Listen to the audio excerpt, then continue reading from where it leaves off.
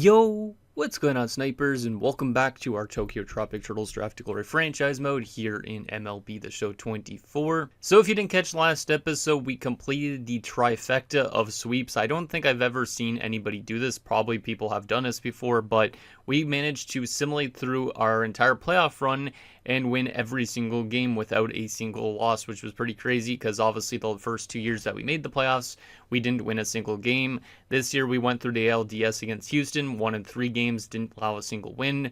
Then we managed to take out the New York Yankees with a 4-game sweep in the ALCS to get to our first World Series, which obviously in the last episode we swept the LA Dodgers. So really impressed with how this team performed this season.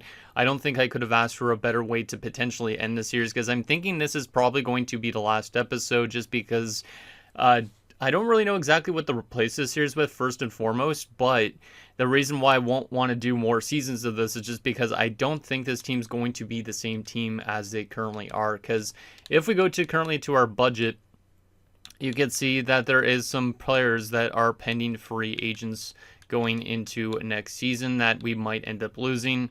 And I just don't think it's probably for the best interest of our team to try and go for another one. Obviously, it would be interesting to try and go for another one, but I feel like going off on a high note rather than maybe say an early exit would be better for this team just because of that. But you can see we'd probably end up losing somebody like Philip Chung, which would be a pretty big blow in terms of overall rating. From the bullpen, we'd also probably use Slim Yamamoto, so that's 2 big bullpen people. Vincent Co we could easily replace, but still that would be a nice, a pretty big loss considering of how good he did during the playoffs. He won the playoff MVP in 2037, so this year. So, yeah, I wasn't expecting guys like him to do so well, but obviously they're going to want a decent chunk of money likely going in this offseason, which means obviously it would be harder to keep them around. And then also you guys got some other guys too that would be going to arbitration that would get eventually pretty expensive, I think. Like Yamashita would be kind of expensive.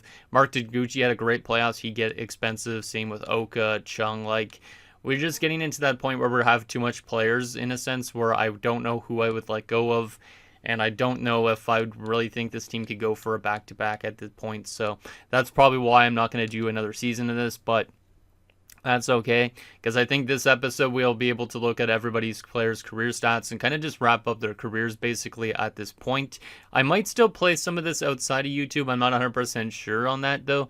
If I do decide to do that, I might keep some of you guys updated in the Discord on what ends up happening with players' careers, but I'm not too sure, like I said, if I'll get the time to do it, because obviously NHL 25 being out, I'm working hard on my roster build at the moment, so obviously that's my furthermost important thing to do, is to work on my rosters and stuff like that for NHL 25, as well as put up my franchise mode videos for that. So also, but if you guys have any ideas though to replace the series with, let me know, because I could always do college football, but at the same time, I don't know if I'm really interested in getting back into college football.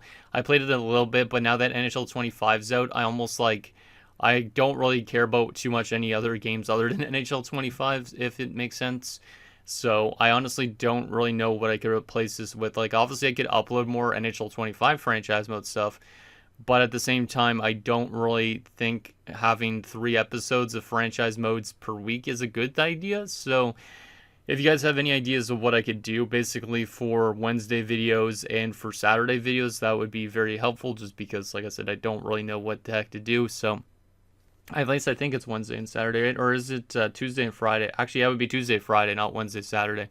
Obviously, I can move my Islanders series to Tuesday and Friday instead, and then think about Wednesdays and Saturdays. But yeah, very confused on what to do going forward in terms of content. But anyways, let's get into your guys' comments to wrap up this series, and then we will get into some of our player stats, and we'll look at our roster history and all that, so you guys can kind of see of how we built this team up from the beginning of this franchise mode. So the first comment is from Nick Bucker Barons OC, who says, "So beautiful seeing us finally win one. How fitting that coup out of draft one closed it out." Oh yeah, that's because he is from the first draft. Yeah, that's right. Yeah, Tom Koo closed out the series and won us our first World Series by completing the save. That was great to see, obviously. And yeah, he was a first-round pick of ours, or not first-round pick. I think he's like a fourth-round pick of ours in the first year. Obviously, when we look at the roster history, we'll be able to find out how long ago he was a part of our team. But yeah, it's very cool to see players like that, and like Yamazaki, Iwamura, and all that come together in the end and help our team to a World Series victory. And the last and final comment is from Dylan Burrows, who says, time to go back to back. So he wants me to do another season of this. Like I said, I don't think I will. Maybe I'll leave the title of this video open-ended, so that way there's a possibility we could do more. But at the same time, we're like getting late into the actual MLB season as well. So it's just like, I don't really know, to be honest. Like, I do like this game and I do really like this franchise series, but at the same time, it's kind of annoying once you start having guys leave the free agency. Like, I'd love to hold on to these guys for their entire careers and not have to worry about them heading to the free agent market potentially. So I don't know exactly what we'll do, but yeah, there is that. So I think what we're going to do now is going to go to our player stats and show everybody's career stats. Afterwards, obviously, we'll advance into looking at like the roster history. And if I could actually search for players, we'll also look at Luis and Lewis, because I know that, who was it that normally mentions that? Sharky. Yeah, Ryan the Sharky. We'll try and find those information out for him, just because I know he wants to probably see how those guys are developing. So anyways, let's start by looking at our pitching rotation and their careers. So we'll start off with Parker Iwamura, obviously the guy that we've had here for a very, very long time at this point. He's had a fantastic career. It didn't start obviously the best because our team wasn't good in the beginning, but you can see back in 2028, 0-27, builds up to 3-21, then it goes 1-25. Obviously, at this point, still not the best ERA numbers. You could see over with the 5 ERA and all that. But you can see he starts to get better right around here. This is when we start to actually win more games than normal. And you can see over the last 3 years, he's been really good. Last year, he wasn't super good. He was 11-11. Did have good ERA, good whip, all that stuff. But this year, completely dominant, going 19-7. So his career numbers are 83 and 143, just because of the early onset losses. But a career ERA of 3.93, which is not too bad, and a 1.25 whip, which is also pretty good. 188 quality starts in his career, and a FIP rating of 3.82, which is pretty damn solid. So yeah, Parker Iwamura, one of the better players on his team, obviously, for a long time. He's only signed for 2 more years, or 1 more season, technically. So that's another thing I'm a little bit worried about, is losing Parker. So I don't know exactly what would have happened with that. The crazy thing is he has no quirks, which I'm kind of surprised about. But he has won 3 awards. He's won the Cy Young 2 times. He's went to the All-Star game 2 times as well, and also has a Gold Glove. So the 2 Cy Youngs are pretty huge for our team, 35, and 37. So over the last 3 years, yeah, he's just been very, very good. And his playoff numbers have been a little bit lackluster by comparison, but he's still been pretty good. Then we had the Stan Nguyen. This guy's been pretty good too. 29 years old now at this point. He's got actually a winning record in his career because he came in a little bit later, obviously, than Parker did. 74 and 69 in his career with a 3.28 ERA, which is really solid, better than Parker's even. His whip is a 1.12, so I'd say Stan was definitely one of the better pitchers we've had. He also throws left-handed, which made him very useful because obviously most of the pitchers that we get are right-handers, so it's nice to have a really good left-hander like Stan Nguyen. Then if we go to his career FIP at 3.58, and he had a total quality starts of 120, which is pretty damn impressive. Still signed for another 3 seasons after this, does have a quirk, and went to the All-Star game once in 2033. So shout out to Stan Nguyen. And then we have Kazuhiro Oyashi, who is arguably one of the best pitchers in the series. I don't know where I would rank these guys out of the best pitchers, because Kazuhiro Oyashi obviously won an MVP award. I don't know if I would put him above Parker in this series or not. He's definitely, I would say, the best left-hander over Stan Nguyen, but yeah, Kaz has been a very good pitcher for us. Obviously, he started off his career as more of a reliever, did very bad in that stint, but the last 3 years, especially the first 2 years of his career, he was completely dominant, didn't have a lot of losses, and had very good ERA and very good whip. As you can see, career 2.93 through 3 seasons and a 1.09. He's only 27 years old as well, so that's very nice. And yeah, career FIP of 3.33. He also has 54 quality starts, and he's only started a total of 96 games. So half of his games pretty much are quality starts. And you can look at that contract. He's signed here long-term at a very nice cheap cost. So I think our pitching still would have been in very good hands if we would have done another season of this. But I'm not too sure necessarily if if he would have wanted to become the ace over somebody like Parker, if we would have lost Parker because we're paying so many guys good money. But Anyways, there's Hayashi. You can see also his awards. He won the MVP in 2036. He also won the Cy Young that year, of course. We have 3 Cy Youngs over the last 3 seasons. He was also the Rookie of the Year in 2035 and made 2 All-Star games. So another 2 All-Star game player from our pitching rotation. We'll briefly go through guys like Vincent Tan, but Vincent Tan, solid pitcher as well, winning record. I believe he was one of those guys that won long into games by comparison to everybody else. You can see he's pretty consistent on the ERA front, 3.83 throughout his career, 1.28 whip. Like literally the whip and the ERA has been pretty similar for the first 4 years of his career. And then if we go to FIP, it's also pretty similar. Like his FIP is definitely a little bit higher than some other guys, but I wouldn't say he was bad by any stretch. But the complete games, though, 13 complete games in his career, and he started 128. So he definitely goes long into games, and that was very helpful. With that stamina being a 94, definitely went a long way. And he also had a pretty good playoffs, too. So definitely helped out a lot getting those extra wins that we wanted to get. And then Kenny Rabu, he's not really much of anything, so I'm not going to focus too much on him. He had definitely improved a lot this season, so he would probably still be pitching in that number 5 spot next year. But, I mean, 20 quality starts this last season was really good. His FIP obviously is still a little bit higher up, but he's definitely improving. He'd probably be asking for more money soon enough as well. So, shout out to Kenny Rabu. So, those are our starters. Then we get into some interesting players like Walter Jung. He's been here for a long time. He obviously does not have a winning record. He was a starter. We turned him over to a reliever the last few years, and his numbers still haven't been, I would say, the most insane. This season, I'd say, was probably his best in terms of like ERA and all that, but I mean, he's got a really bad losing record. You can see his career ERA is a 4.76, which is pretty damn high. His whip is a little bit on the high side, but if you go over to the FIP rating, he's got a very good FIP. So maybe his advanced stats are a little bit good, but his regular stats, not so much. Like, he definitely didn't live up to the expectation that we got him at. Like, we thought he was going to become the next ace of this team, and he really didn't do that. So anyway, still a good player. No quirks, no contract information. Actually, there is contract information, but no awards for him in his career. We also got some other guys in the bullpen. Leonard Soto is an interesting one. I would say he's probably one of the better relief pitchers we've drafted in this franchise mode. He's only started 1 game, which I don't remember when that was. He started 1 in his 2nd season. I don't remember even starting him as a starter. Interesting. But anyways, you can see really good career ERA, 3.71, solid whip as well.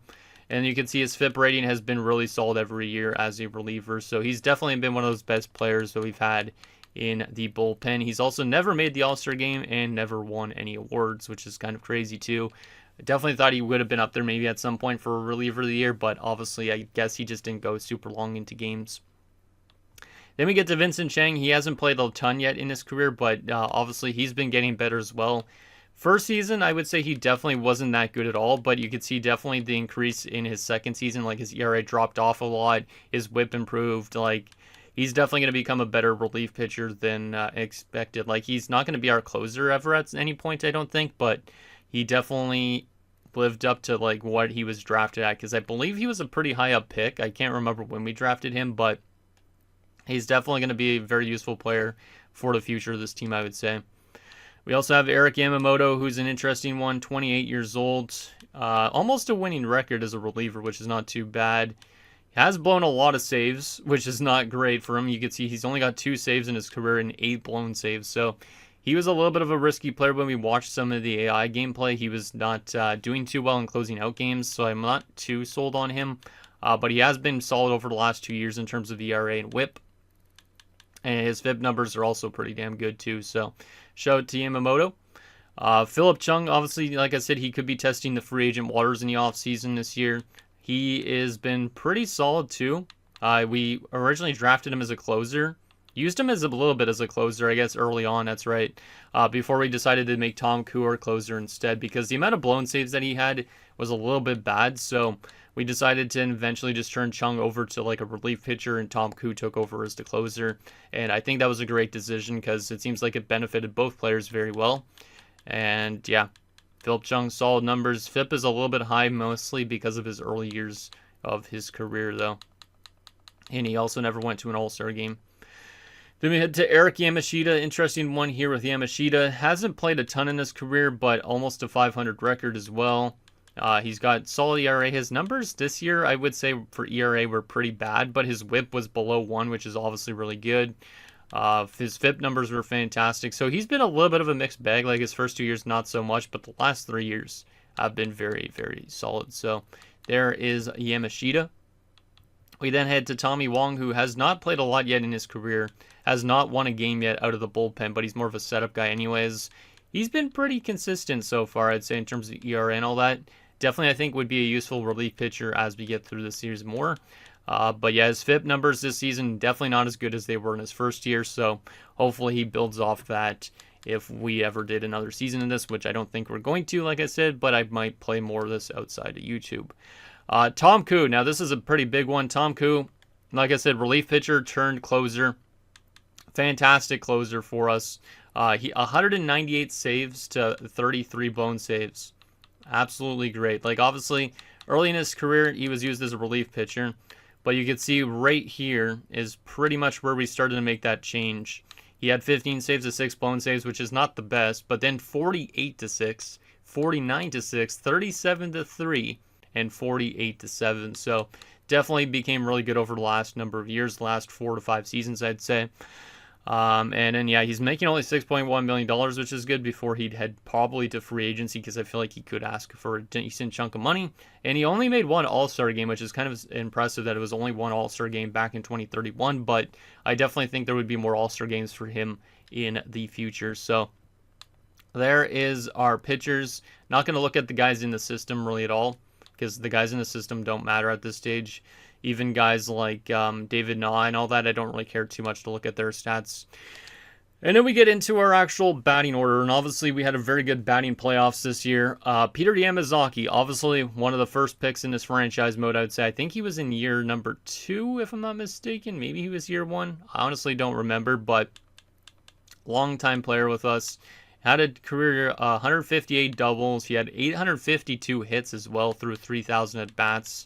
He had a very good amount of home runs the last number of years, 140 home runs, and a total of 83 of them came in the last 3 seasons. So he's definitely starting to find himself, which is great.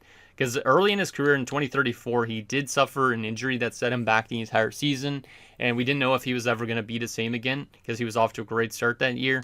Well, the last 3 years, he's been getting better every single year of those years, so I think he's definitely on pace to start being that better player that he was. He's only 30, so there is a chance he could be playing for another decade or so, but I'd say a very good career from him. 283 average and a 841 OPS as well.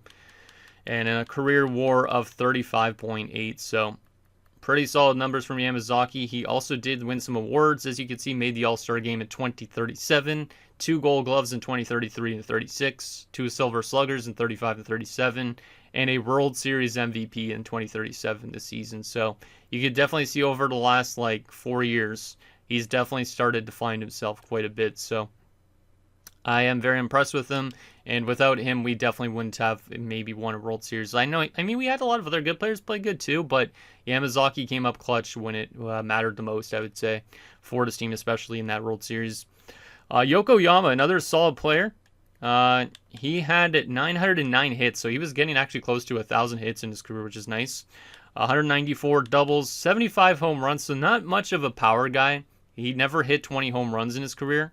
But in terms of RBIs, he definitely helped out a lot, 346 of them, which is nice. A batting average also that's really good at 282. Had 2 years where he was over 300, so that was very useful. And in his OPS is 769, which is a little bit lower than I anticipated, but still I would say pretty solid numbers for Yokoyama. And then in his career WAR was 15.6, so not as good as Yamazaki, I would say, but definitely still a useful player. And then he did win one award. Well, he actually went to one All-Star game basically in 2032. So not really an award, but still good to see him going to at least one All-Star game in his career. Then we get to Tom Lee. A little bit of an interesting one here because I believe he started off as a C or a D potential player and he worked his way up all the way to an A potential. He's only 29. Solid power game to his career. Like he's hitting 20 home runs consistently. 875 hits in 975 games. Not bad. Like his batting average is never super good, but look at the home run consistency. Never scored less than 21 home runs in a season. So Definitely helped us out a lot with that offense. 158 home runs throughout his career, 513 RBIs, not bad.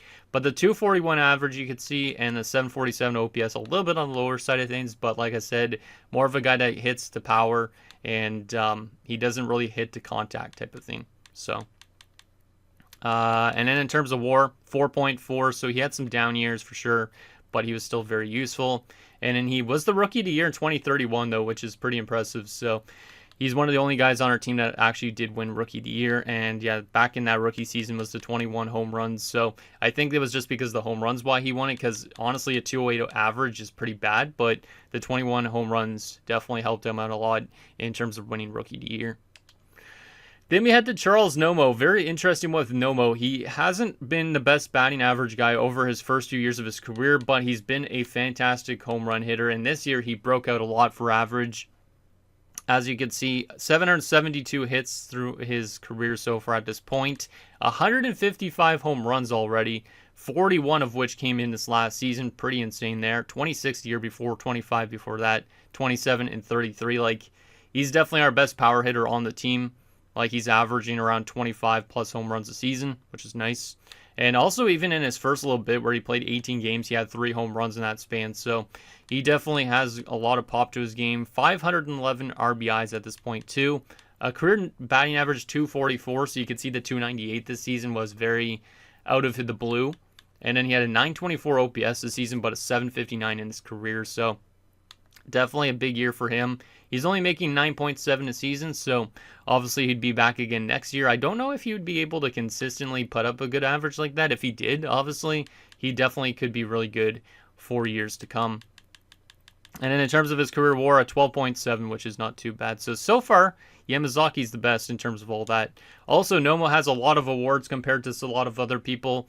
He's got an MVP this last season in 2037. He also was the Rookie of the Year in 2033, so another Rookie of the Year candidate.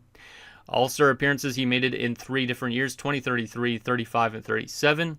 Silver Slugger, he got it this year in 37. All-Star MVP in 2033, and Home Run Champion in 2037. So, also had some very good All-Star performances.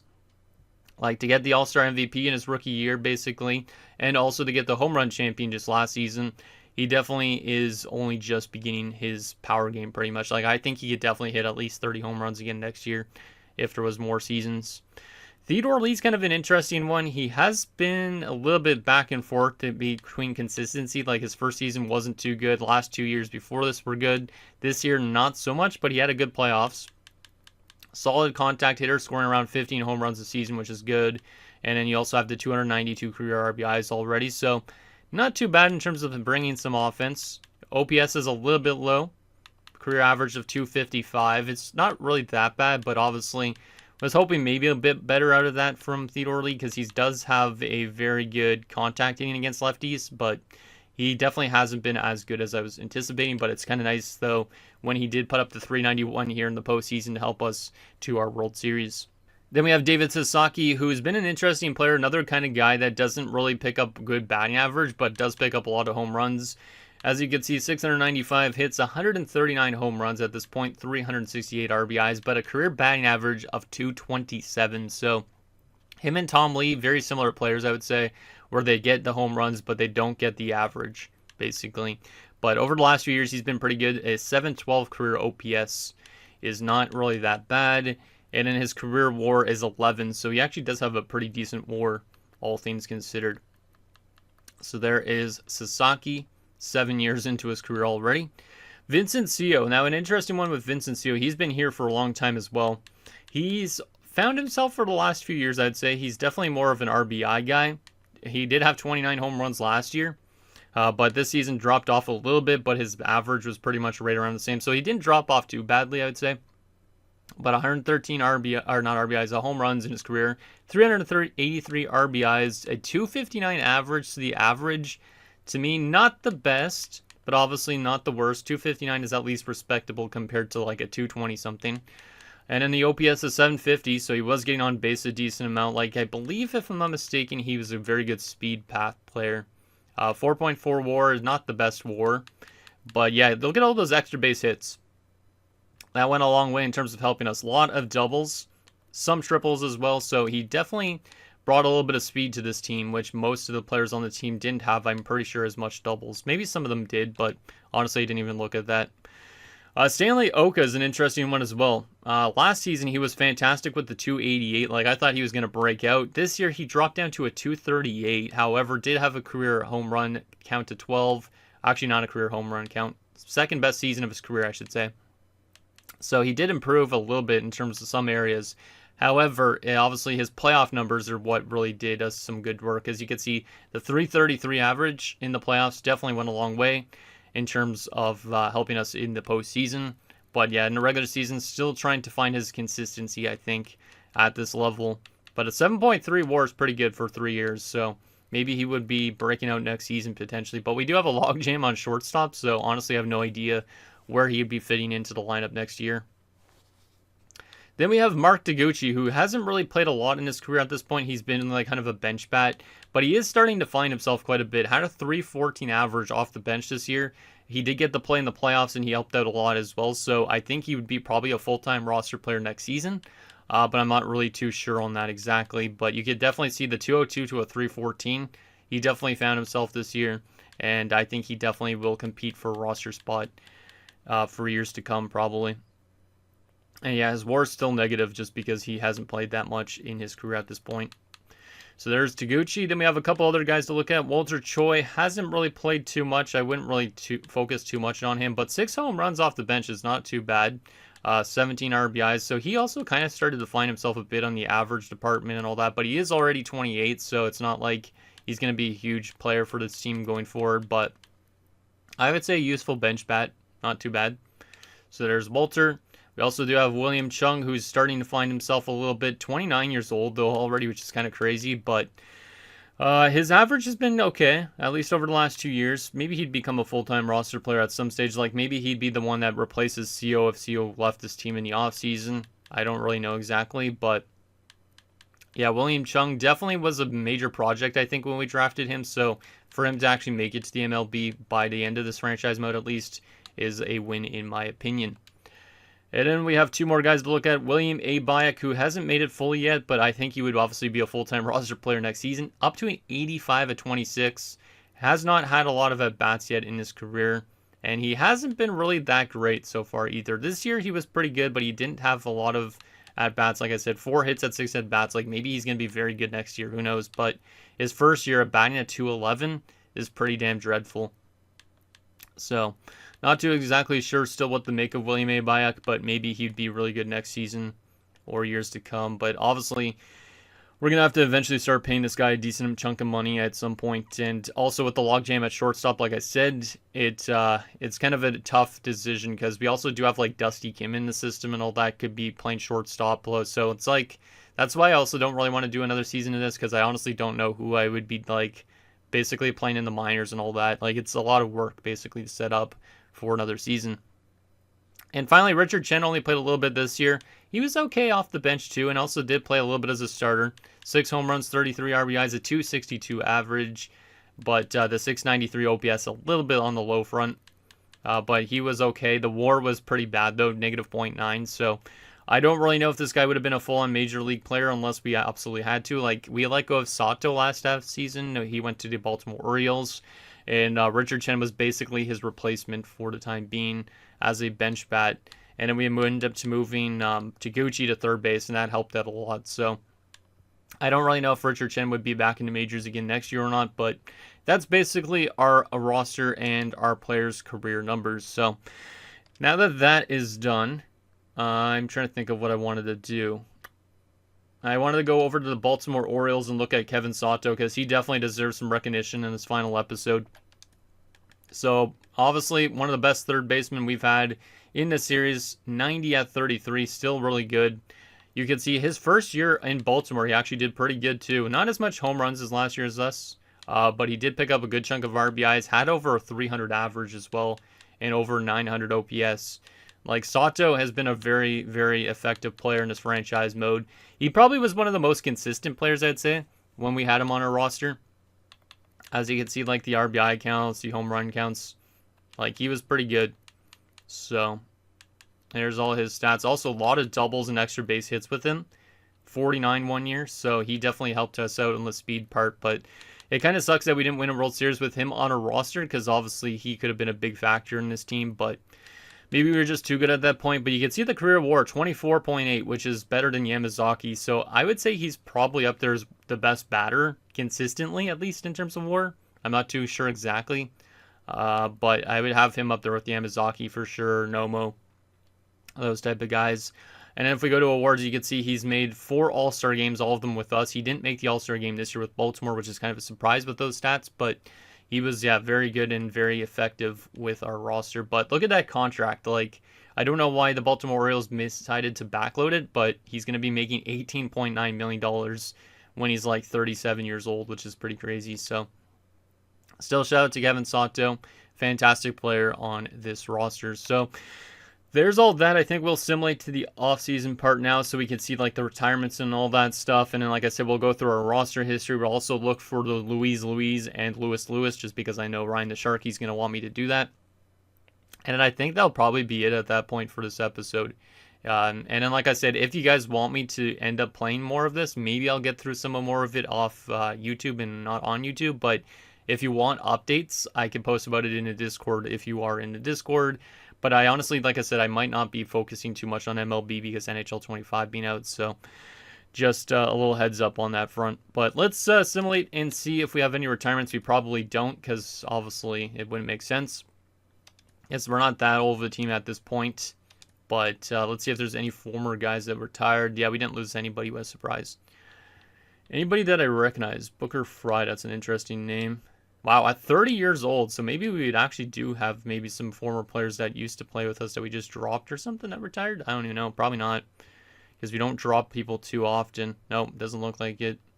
A lot of guys in the free agent market. Maybe some of these guys played with us at one point as just filler players. I honestly have no idea.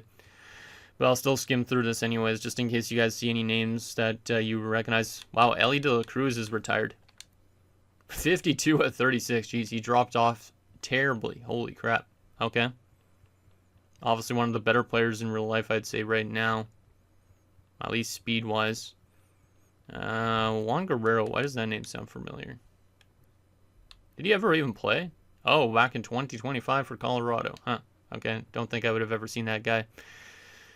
Huh. Alright. Yeah, a lot of these guys don't really matter too much. I might honestly just skip through the rest of this, just because most of these guys are pretty much guys that have been like in the free agent market for a long time. So wait, Sai Oka, I remember this dude. I think we could have drafted this dude. Yeah, I think we could have drafted this dude before. He played a little tiny bit in Tampa. That's kind of an interesting one. I do remember him. We could have drafted that guy, I think, at one point, or we didn't draft him or something like that because we couldn't. I honestly don't remember. But I think I've seen him in the draft class at one point. What else we got here? Any other names that I actually recognize? Like any Asian guys that we actually could have drafted? Does not look like it. No. Okay. So there is the retirements.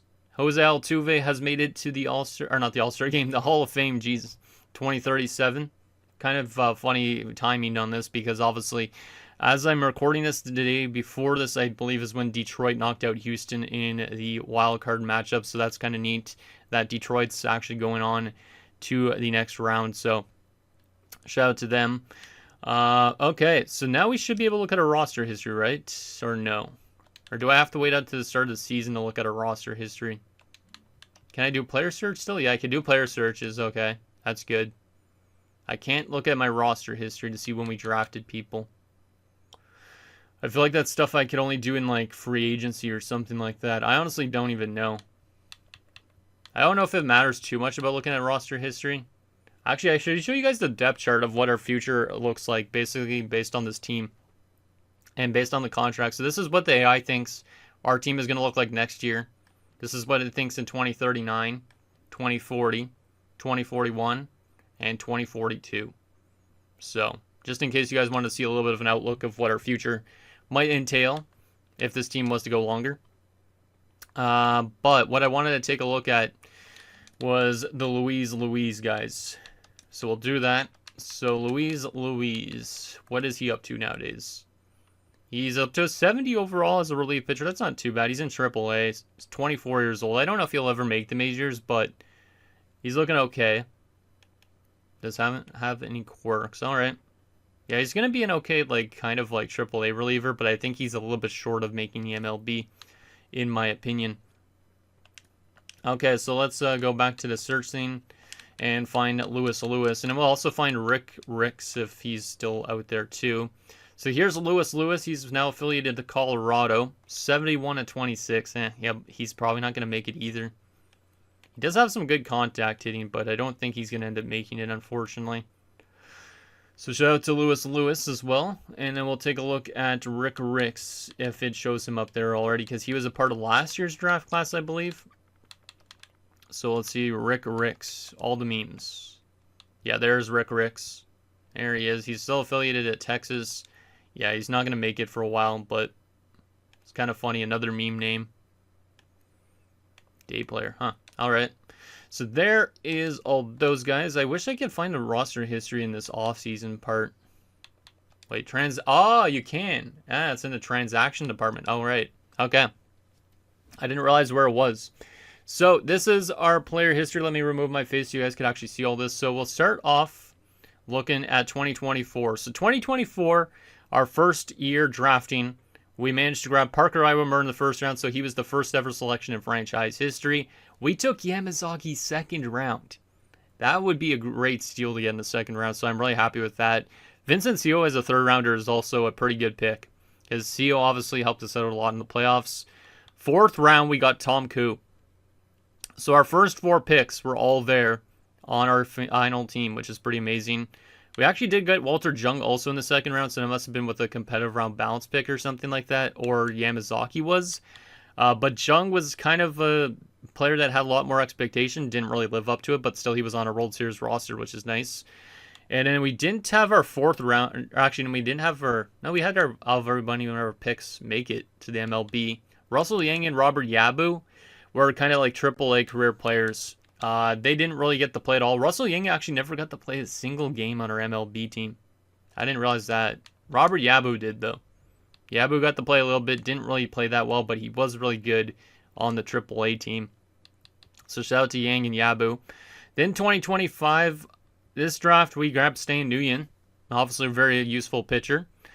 And then in terms of the second round, looks like whoever we drafted in the second round we let go of or didn't sign. We also did get Nomo in the first round that year too. So actually maybe... yeah, actually I guess that makes sense. Okay, so we had Nomo and Nguyen in the first year. Or in the second year, first round, I should say. Whoever we drafted second round didn't live up to the expectation. I don't remember who that was. It could have been Lawrence, that Matsui guy, that pitcher. It might have been. Third round, we got Tom Lee. That's a fantastic steal for sure. He obviously lived up to really good home run hitting. Raymond Park, I would say he was probably one of the worst players of this draft for sure. Yeah, he definitely didn't live up to expectation in the slightest. A 195 average, so was a good roster player to have, but not one that actually did anything for us. Fifth round, though, William Yokoyama, fantastic steal there. Absolutely huge steal for our roster, and that definitely helped us out with the World Series. And then Walter Cho was an okay reliever for a long time, actually. But last year, he was absolutely dreadful, and that's why he got relegated back down to AAA. But he was a useful player early on. Wasn't a part of our World Series roster, unfortunately, but still an okay pick, I'd say, with round 6. Then we head to 2026. We drafted David Sasaki first round. I mean, that's okay for the home runs. Second round, we got Mark Taguchi and Eric Yamamoto. Both those guys only just recently became effective, but I'd say Yamamoto's okay. Taguchi obviously didn't have the best start to his career, but this last year he was really good, so I think he's going to break out still. But obviously it did take him a while. Third round, we got Walter Choi, and I would say that's an okay kind of depth option, but a little bit high up. And then our fourth rounder of William Chung obviously took a while to develop, but he just finally made it. So our fifth and sixth round pick that year didn't make it to the MLB team, or they're not here anymore, which is interesting. We head to 2027. Our first round picks were Chung and Hayashi. I'd say obviously very good selections there, especially with Hayashi. Second round, did we get anybody? Oh, second round was David Naw that year. Ugh. That's probably one of the worst second rounders we've had. No offense to David Naw, but his career really didn't do anything for us. Really bad career ERA. He's been in the minors for a few years now. Yeah, probably not a great one there. And then our third round pick that year was Leonard Sato. So we got Sato after David Naw. That's kind of crazy. No fourth rounders still on our team. Eric Yamashita was fifth round though that year, and Hiroyuki Yamada was sixth rounder. Yamada really never panned out. He just stayed the same overall pretty much the entire time, unfortunately, which is not great, but oh well. Obviously, we did sign some players just to fill out our Double A roster, so those guys don't really matter too much. We head to 2028. That's when we got Richard Shen, who just made the MLB. Probably not a long-time guy, but he's a second-round pick. Oka was a first-rounder. I don't know if he's worth that first-round selection, but I mean, he's starting to play good again, so who knows? Maybe he was worth that first-round pick. Philip Nishi as a second-rounder is pretty rough. That might be one of the worst second-rounders we had. And then Austin Choi as a third-rounder, also kind of rough. Some of these drafts actually might have been players that we couldn't sign because there was just not enough Asian talent, so that's why we probably only had like a few selections that year that are still on a roster. 2029, in the first round, we managed to get Vincent Tan. I would say that's a good pick. Theodore Lee, starting to live up to that expectation a bit. Tadahito Taguchi is a second rounder. Not really living up to that expectation, really. Yeah, he's kind of a bust, I'd say. Third rounder, Akio Yamamoto, probably one of the worst selections. He had B potential, but never reached it. 63 at 30. Goddamn, he's dropped off a lot. Charles Nakamura as well. A lot of those relievers are taking their time. Like, Nakamura's kind of close to making the majors, but not as fast as I was thinking. Fifth round, we got Tommy Wong, who's in the majors now, so I'd say that's a good pick, and the fifth round especially. And then in the sixth round, Wong Yang Chang, also one of those guys that's taken a bit too long to develop, I'd say. So that 2029 draft wasn't the best, aside from, like, say, Tan and Lee. I'd say definitely a lot of those other selections are kind of mixed. Wong was a good steal, though. 2030, we're starting to get into the stage where a lot of these guys aren't even on a roster anymore. Brian Shin, we took from the Mets.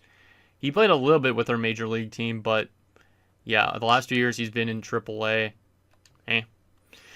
But in terms of draft picks ourselves, Kenny Rabu, I mean, I would say that's a pretty solid pick for our first rounder. He's at least in our rotation right now. David Lim hasn't made it yet so far. Another reliever that's taken a bit of time to develop. Same with Tom Ann. And then Jeff Ishii is pretty bad for a third round selection. Yeah, that 2030 draft is kind of mid. 2031, Philip Irabu as a fifth rounder. He didn't make it yet. Russell Lim hasn't made it yet. But Russell Lim is looking kind of promising because of his contact. Pete Kuo might be making it soon, but he's already 28. A lot of these relief pitchers just didn't grow much more. William A. Bayek, though, as our first round selection in 2031, I think is pretty good. Good overall for where he was at, so that's nice. Koji Yamazaki, not really much of anything. Definitely took a long time to develop. I think when we drafted him, he was a project player anyways, so that makes sense. Michael Long is an interesting one, actually. He was on our roster for a little bit of this franchise mode. He was a Rule 5 pickup from the San Francisco Giants, so he was actually with us during this regular season a bit, so he's technically a World Series champion, I'd say. But he didn't play on our postseason roster. But shout out to Michael Wong. Tom Shows a third-round pick, and maybe making it soon. Did play a little bit for us during this regular season as well. So who knows? Sal Chen is a fourth-rounder. He hasn't made it yet. Now we're getting to the stage where a lot of these guys just haven't made our team yet. Vincent Chang, though, being a 2032 pick and already being an 87. I like that one a lot as a first-round pick. But then you have guys like Saito as a second-rounder. That's pretty rough. Vincent Wong is a fifth-rounder. Rough. Michael Yamamoto also is a fourth-rounder. Rough. Like, I think a lot of our picks in these later stages are not the best. 2033, I mean, Chango Chu is getting close, so that's looking nice. B. Bayek's not looking super good. Yamaguchi, still major project. Like, a lot of these guys just don't seem to be developing super, super well. Which is okay, because obviously now we have a World Series, so I don't really care too much. But Dusty Kim, 2034, like I said, he's probably the guy that would definitely make the majors next season. So that would be an exciting one to see. Robert Iwamura definitely hasn't been developing as fast as I'd like, but I'd say he's still kind of positive a bit. Like a lot of these other prospects, definitely still taking their sweet ass time to develop. But there is our roster history. Hopefully you guys enjoyed that. I think it's pretty cool just to see where we drafted a lot of our early guys because some of them are fantastic steals for our team. All right, so I think that's probably all I would do in this final episode, if I'm not mistaken. Yeah, because obviously, like I said, I would do more of this, but I just don't think we really have the time to do more. And also, I just don't think this team has another World Series in them, but who knows, maybe they would have. But yeah, that's going to do it, guys, for this episode and for the series, likely, of our Tokyo Tropic Turtles Draft to Glory franchise mode. So I hope you guys enjoyed that little recap, looking at everybody's career stats. I think it was a really fun franchise mode. Obviously, when we first started it, I didn't really know if you could take like a team full of one specific ethnicity, so Asians only, and taking them to a World Series win. But I think obviously giving players like boosts throughout the years and all that, I think that definitely helped us get this team to where they are. And I think we made a lot of fantastic steals in the early stages. We had some really good first round picks early on that definitely helped our team get to where it needed to get to. So thank you guys so much for watching, and I'll see you guys next time.